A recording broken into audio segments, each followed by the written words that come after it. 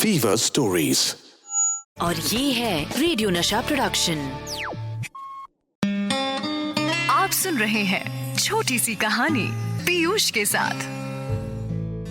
हाय, मैं हूँ पीयूष और हमारी आज की छोटी सी कहानी है एस्ट्रोलॉजर। ये कहानी है नेहा और विनय की। नेहा छोटे से शहर से अपने सपनों को पूरा करने पहली बार दिल्ली आती है।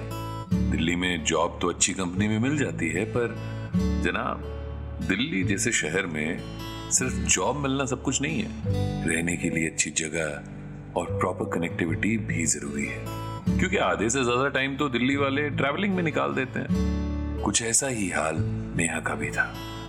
अभी ऑफिस में ज्वाइनिंग हुई ही थी और नेहा हर दूसरे दिन ऑफिस लेट पहुंचती, जिसकी वजह से बॉस से उसे अक्सर डांट खानी पड़ती थी। वो दिन भी कुछ ऐसा ही होने वाला था।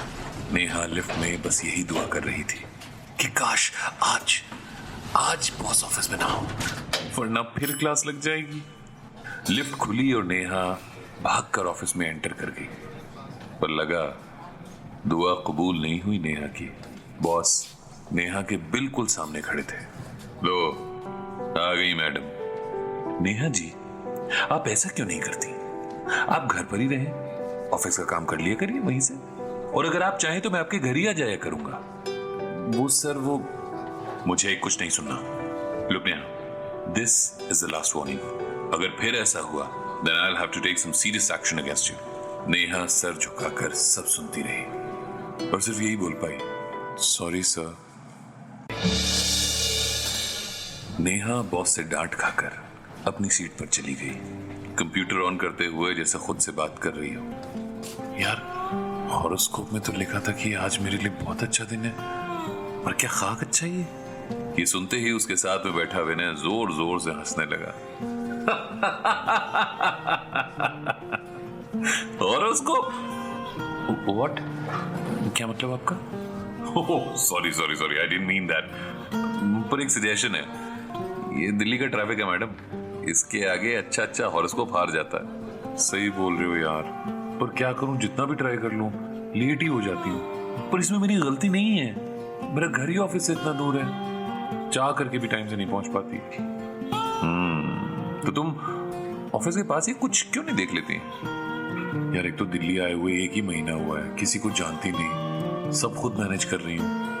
अब कोई दोस्त भी तो नहीं है ना यहाँ पे। चलो ठीक है, मैं तुम्हारे लिए ऑफिस के पास ही कोई अकोमोडेशन ढूंढ लेता हूँ, चलेगा?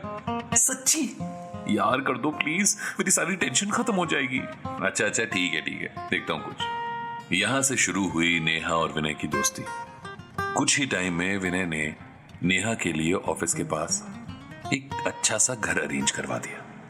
अब ऑफिस में ज्यादातर नेहा और विनय एक साथ ही दिखाई देते थे, और सच बताऊं तो नेहा को भी विनय अच्छा लगने लगा था।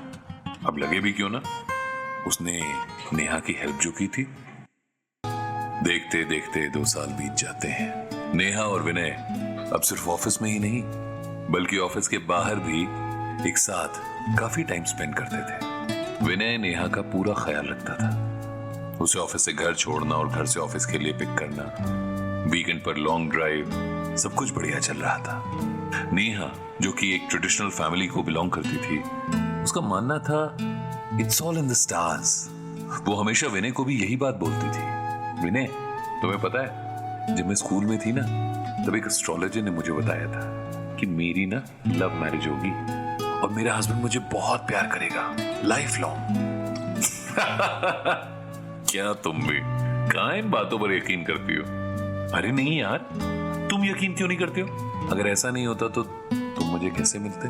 चलो बाबा, तुम्हें जो सही लगे, वैसे भी तुमसे कोई जीत थोड़ी सकता है। और बस नेहा ये सुनकर खुश हो जाती और विनय को हग कर लेती। सुनो, मैं सोच रही हूं घर पर बता दूं हम दोनों के बारे में। पर अगर तुम्हारे घर वाले नहीं माने तो? अरे क्यों नहीं मानेंगे? तुम गुड लुकिंग हो, अच्छी जॉब करते हो और कितने केयरिंग हो। इस अनजान शहर में जब मेरा कोई अपना नहीं था, तुमने मेरा कितना ख्याल रखा। ऐसा लड़का कहां मिलेगा उन्हें? विनय ये सुनकर हंसने लगा। अब ज्यादा बनो मत, मैं भी कुछ कम नहीं हूं, ठीक है ना? हाँ बाबा ठीक है, कर लो बात अपने घर पर। ठीक है, कल घर जा रही हूं, तभी सबको बता दूंगी। नेहा का फोन बजता है। हाँ विनय, पहुंच गई घर या अभी भी ट्रेन में ही हो? नहीं, बस 10 मिनट में पहुंचने वाली हूँ। अच्छा सुनो, अब फोन मत करो, पापा लेने आ रहे हैं। ऐसे अच्छा नहीं लगता ना, फ्यूचर हस्बैंड। हाँ ठीक है बाबा, नहीं करता, अपना ख्याल रखना, ठीक है। नेहा के बिना विनय को ऐसा लग रहा था जैसे लाइफ रुक सी गई हो, आदत सी जो हो गई थी उसके साथ हर वक्त होने की। विनय अपने बेड पर लेटा हुआ था, तभी नेहा का मैसेज आया। सुनो, अपनी कुंडली जल्दी से मेल कर दो, बाबा जी को दिखानी है। कुंडली? वो तो नहीं है मेरे पास। अरे यार कैसे हो तुम? अच्छा चलो, डेट ऑफ बर्थ, टाइम और प्लेस ऑफ बर्थ जल्दी मेल कर दो। विनय थोड़ा सरप्राइज था, पर नेहा के सामने उसकी कहां चलनी थी। अरे ठीक है मैडम, करता हूं। विनय नेहा को मेल कर देता है। रात भी बहुत हो गई थी, पता ही नहीं लगा कि उसकी आंख कब लग गई। अगली सुबह ऑफिस पहुंचकर विनय ने सोचा क्यों ना नेहा से बात की जाए। ये फोन बंद क्यों आ रहा है? शायद बैटरी डेड होगी। पूरा दिन निकल गया, नेहा का फोन नहीं आया।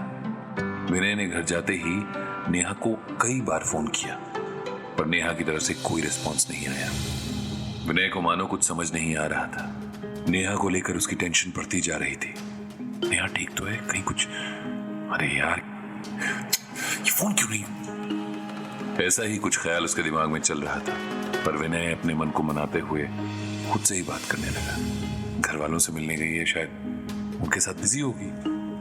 अगले दिन विनय ऑफिस गया तो उसका और नेहा का जो म्यूचुअल फ्रेंड दीपक था, उसने विनय को अपने पास बुलाया। अरे विनय, क्या बात है?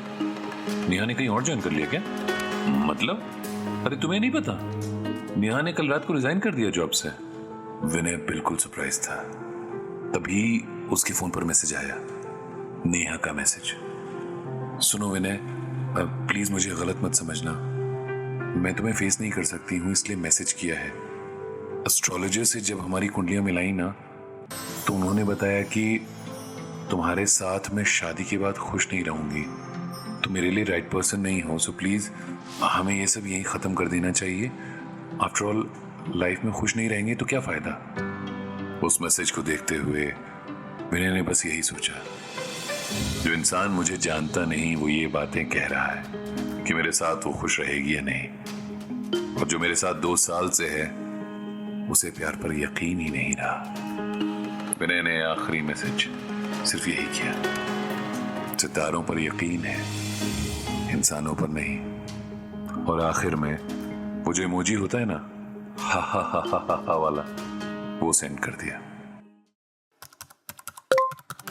ऐसी और कहानियां सुनने के लिए सब्सक्राइब करिए फीवर स्टोरीज, कहानियां ऐसी जो दिखाई दे।